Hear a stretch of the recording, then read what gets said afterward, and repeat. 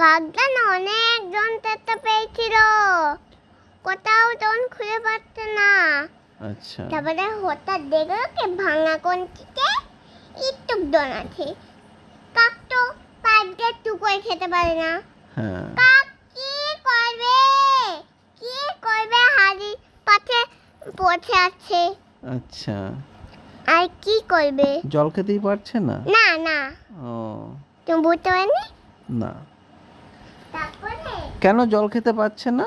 ওই যে কাক তো পাইপ দিয়ে টুকরে জন খেতে পারে না, হ্যাঁ কি করবে? ও তো কলসিতে জল ছিল না? হ্যাঁ একটু ছিল। আচ্ছা তারপর? তারপরে কি করবে, কি করবে, তবে কাকের মাথায় একটা অন্য বুদ্ধি এলো। আচ্ছা কাক মনে করবে কি আমি একটু মনে করে পাথর দিয়ে দিই, তাহলে তো দনটা উঠে যাবে।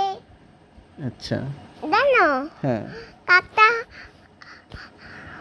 কঞ্চির মুখে বসাচ্ছে। হ্যাঁ তবে কাকটা দেখলো একটা ছোট্ট ছোট্ট টুকরা টুকরা পাথর।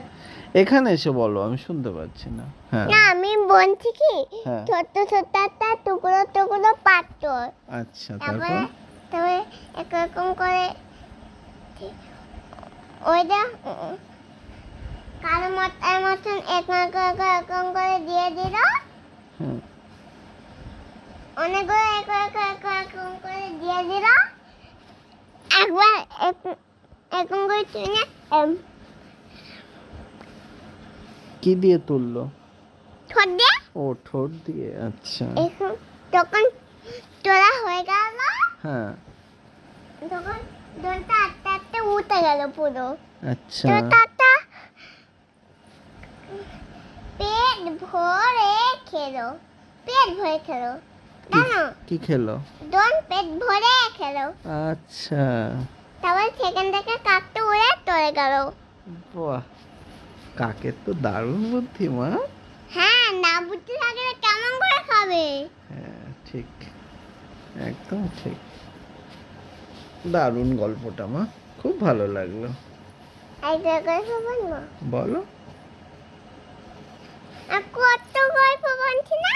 হ্যাঁ হ্যাঁ অনেক গল্প বলছো। সারাদিন পড়াশোনা করে তো সেই জন্য। ও আচ্ছা, হ্যাঁ তো। আমাকে কত পড়ে দাও, আমার মাকে কত পড়িয়ে দাও।